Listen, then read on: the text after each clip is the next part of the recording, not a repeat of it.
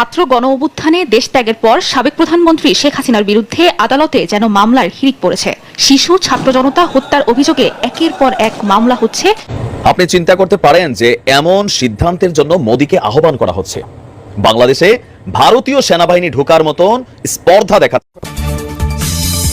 আসসালামু আলাইকুম সুপ্রিয় দর্শক, দেশ এবং দেশের বাইরে থেকে ঠিক এই মুহূর্তে যে আমার এই ভিডিওটি দেখার জন্য ক্লিক করেছেন, সকলকে অনুরোধ করব ভিডিওটা না টেনে সম্পূর্ণ ভিডিওটা দেখবেন, কেননা ভিডিওটার মধ্যে খুবই ইম্পর্টেন্ট কিছু তথ্য রয়েছে। বর্তমান বাংলাদেশের রাজনৈতিক অবস্থা খুবই খারাপ অবস্থায় চলেছে এবং এই বিষয় নিয়ে সর্বশেষ যে আপডেট ভিডিওগুলো রয়েছে সেই ভিডিওগুলো এখন আমরা দেখব। তো চলুন সেই মূল ভিডিওটা দেখি। দেখার আগে সকলের কাছে অনুরোধ করব, যারা এখনো আমার চ্যানেলটা সাবস্ক্রাইব করেন নাই তারা অবশ্যই সাবস্ক্রাইব করে সাথে বেল বাটনটি অন করে দিবেন। তো চলুন সেই মূল ভিডিওটা দেখে আসি, তারপরে বিস্তারিত আলোচনা করি। আশা করি সঙ্গে থাকবেন। আপনি চিন্তা করতে পারেন যে এমন সিদ্ধান্তের জন্য মোদিকে আহ্বান করা হচ্ছে। বাংলাদেশে ভারতীয় সেনাবাহিনী ঢোকার মতন স্পর্ধা দেখাচ্ছে। আমি বারবার বলি, ভারতের জনগণের সাথে বাংলাদেশের জনগণের বন্ধুত্ব আছে, ছিল, থাকবে, কিন্তু এই মন্ত্রিসভার কিছু অতিরঞ্জিত কর্মকাণ্ড একটা স্বাধীন সার্বভৌম দেশের ব্যাপারে যখন এই ধরনের মন্তব্য করে, সোশ্যাল মিডিয়া প্ল্যাটফর্মে কোন ভাষায় যে আমি তারে গালি দিব, 5টা ভাষা জানি, তবে আপাতত এটা সোশ্যাল মিডিয়া প্ল্যাটফর্ম দিতে পারতেছি না। কমেন্টে আপনারা চাইলে দিতে পারেন। ঘটনা কি দেখেন, একটা পরিকল্পিত একটা অস্থিতিশীল পরিবেশ তৈরির চেষ্টা চলছে ভারতের কিছু গণমাধ্যম এবং তাদের রাজ্য সরকারের। আর এই বিষয়টা নিয়ে পশ্চিমবঙ্গে বিবিসি, আপনার তারপর হচ্ছে ডয়চে ওয়েলে, তাদের প্রতিবেদনগুলো দেখেন, এগুলো তো আর বাংলাদেশের গণমাধ্যম না। সেখানে কিন্তু স্পষ্ট বলে দিছে যে এখানে অর্ধেকগুলোই হচ্ছে গুজব, আর যেই কয়েকটা ঘটনা ঘটেছে, 2-1টা ঘটনার বাহিরে বাকিগুলা রাজনৈতিক পয়েন্ট অফ ভিউতেই ঘটেছে। কিন্তু এখন আপনি দেখেন, বাংলাদেশে উত্তাল রাজনৈতিক পরিস্থিতিতে হিন্দু ভাইদেরকে আক্রমণের শিকার করা হচ্ছে এমন আশঙ্কার কথা জানিয়ে ভারতের প্রধানমন্ত্রী নরেন্দ্র মোদীকে সামরিক পদক্ষেপ, বাংলাদেশের বিরুদ্ধে সামরিক পদক্ষেপ নেওয়ার আহ্বান জানিয়েছে ভারতের কর্ণাটক রাজ্যের কংগ্রেস বিধায়ক রিজওয়ান আরশাদ। তার সাহস কত বড় ভাই! আমি এইবার আমাদের বাংলাদেশের সরকারের এটা নিয়ে কি রিয়াকশন হয়। আগে সরকার থাকলে, আমাদের যেই সরকার ছিল আওয়ামী লীগ সরকার, তো আমার দল এটা নিয়ে এত বেশি কথা বলে নাই, কখনোই এরকম বলতো না। কিন্তু রাইট নাও আমরা আশা করি ইউনূস সাহেবের যে সরকার আছেন সেটা এটার প্রতিবাদ করবে কড়াভাবে। আর এই খবর কি আমি ফাও খবর দিচ্ছি না, দ্য ইকোনমিস্ট টাইমসের এক প্রতিবেদনে এমনটাই উঠে এসেছে। কংগ্রেসের বিধায়ক রিজওয়ান আরশাদ কর্ণাটকের শিবাজীনগরের প্রতিনিধিত্ব করে। মোদীকে দেওয়া এক চিঠিতে লিখেছে বাংলাদেশের চলমান রাজনৈতিক অস্থিরতা এবং সেখানে হিন্দুদের উপর নৃশংসতার কথা তুলে ধরে সামাজিক যোগাযোগ মাধ্যমে প্রচারিত বিভিন্ন প্রতিবেদন এবং ভিডিও দেখে গভীরভাবে ব্যথিত ভারতের একজন উদ্বিগ্ন নাগরিক হিসাবে আমি আপনাকে লিখছি। এখন দেখেন, এই যে অশিক্ষিত মন্ত্রী, বেশিরভাগ বাংলাদেশ ভারত, এখানে এরা নামে শিক্ষিত কাজে অশিক্ষিত, প্রযুক্তির খেলাটা বোঝে না। আরে ভারতের গণমাধ্যম বলতেছে বেটা আছে এগুলা বেশিরভাগই হচ্ছে ভুয়া, পুরানা ঘটনা, নানান ঘটনাকে জোড়াতালি দিয়ে এগুলা বাংলাদেশে দেখানো হচ্ছে। কিন্তু আমার এলাকায় তো আমি একটা হিন্দুর বাড়িতে আক্রমণ শুনে, আপনার এলাকায় আপনি শুনছেন 2-1টা যেগুলা করছে বিচ্ছিন্ন, কিন্তু বেশিরভাগ সময় পলিটিক্যাল ক্যারেক্টার পিড়াপিড়ি হয়েছে। এখন সে বলতেছে যে ভারত এবং বাংলাদেশের মধ্যে ঐতিহাসিক এবং সাংস্কৃতিক সম্পর্কের পরিপ্রেক্ষিতে এই প্রতিবেদনগুলো সত্য হলে তা মোকাবেলায় একটি সক্রিয় অবস্থান গ্রহণ করা অপরিহার্য, আর বাংলাদেশে হিন্দু সম্প্রদায়ের অধিকার এবং মর্যাদা রক্ষার জন্য অবিলম্বে নতুন অন্তর্বর্তীকালীন সরকারের সঙ্গেও জড়িত হতে মোদীকে পরামর্শ দিচ্ছেন। এটা তুই ভালো দিছস। আমার দেশের জনগণের সাথে কি হবে সেটা আমরা বুঝবো। তোমাদের দেশে যারা মুসলমান বসবাস করে তাদের সাথে তোমরা কি করছো? তবে আমি এই কম্প্যারিজনে যেতে চাই না। আমার রাষ্ট্র নিয়া, আমার দেশ নিয়া এ ধরনের পাকনা কথা মারাইলে সরিয়ে লাল করে দেওয়া উচিত তোমাদেরকে। মারি গোমূত্র খেতে খেতে হ্যাঁ, মাথার ব্রেন যেটা সেটা ঝুলা হয়ে গেছে। এটা তীব্র ভাষায়, কড়া ভাষায় এটার প্রতিবাদ জানানো উচিত যে ভারতের এই সাহসটা কিভাবে হয় বাংলাদেশে এরা সামরিক হস্তক্ষেপ করার। আগিলা দিন নাইরে নাতি খাবলায় চিনি খাইতি। কারণ আমি তোমারে বলি, এই সামরিক হস্তক্ষেপ বাদ দিয়া তোমরা লোটা বদনা কিনো, স্যানিটেশনে হাত দাও। এখনো মানুষ জঙ্গলে গিয়ে হাগে তোমাদের দেশে অনেক জায়গায়, সেদিকে তোমরা নজর দাও।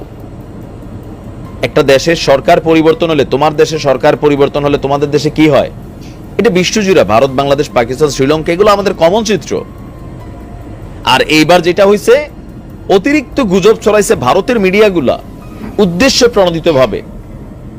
আর সোশ্যাল মিডিয়া প্ল্যাটফর্মটা সবাই বোঝেও না ব্যবহারটা, বুঝা হোক না বুঝা হোক, অনেকে কিন্তু এগুলোর মধ্যে আপনার গা ভাসায় দিছে।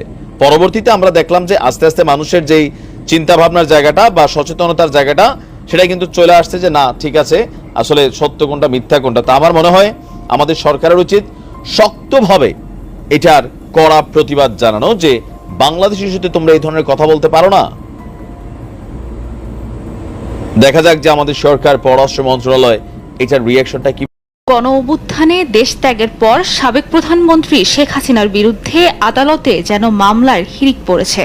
শিশু, ছাত্র জনতা হত্যার অভিযোগে একের পর এক মামলা হচ্ছে শেখ হাসিনা, তার মন্ত্রিপরিষদ সদস্য ও বিভিন্ন বাহিনীর কর্মকর্তাদের বিরুদ্ধে। 15 জুলাই থেকে 5 আগস্ট পর্যন্ত গণহত্যা ও মানবতা বিরোধী অপরাধের দায়ে আন্তর্জাতিক অপরাধ ট্রাইব্যুনালে সাবেক প্রধানমন্ত্রী শেখ হাসিনা সহ সাবেক 10 মন্ত্রী এবং আওয়ামী লীগ ও ছাত্রলীগের বিরুদ্ধে মামলা দায়েরের জন্য তদন্ত সংস্থায় আবেদন করা হয়েছে। বুধবার সকালে নিহত নবম শ্রেণীর ছাত্র আরিফ আহমেদ সিয়ামের বাবা বুলবুল কবির এ আবেদন করেন। আন্তর্জাতিক অপরাধ ট্রাইব্যুনালে আইন অনুযায়ী বিচার দাবি করেন তার আইনজীবী। এখানে 10 জন আসামি করা হয়েছে, তার মধ্যে 1 নম্বর আসামি করা হয়েছে সাবেক প্রধানমন্ত্রী, তারপরে সাবেক মন্ত্রীদের মধ্যে ওবায়দুল কাদের সাহেব, আসাদুজ্জামান খান কামাল সাহেব সহ কিছু মন্ত্রী আছেন, পুলিশের সাবেক আইজিপি আছেন, ডিএমপি কমিশনার আছেন এবং র্যাবের ডিজি আছেন, এবং দল হিসাবে বাংলাদেশ আওয়ামী লীগ এবং ছাত্রলীগকে আমরা এখানে আসামি করেছি। এদিকে সিএমএম আদালতে শেখ হাসিনা এবং তার মন্ত্রিসভার 24 জনের বিরুদ্ধে হত্যা মামলার আবেদন করা হয়েছে।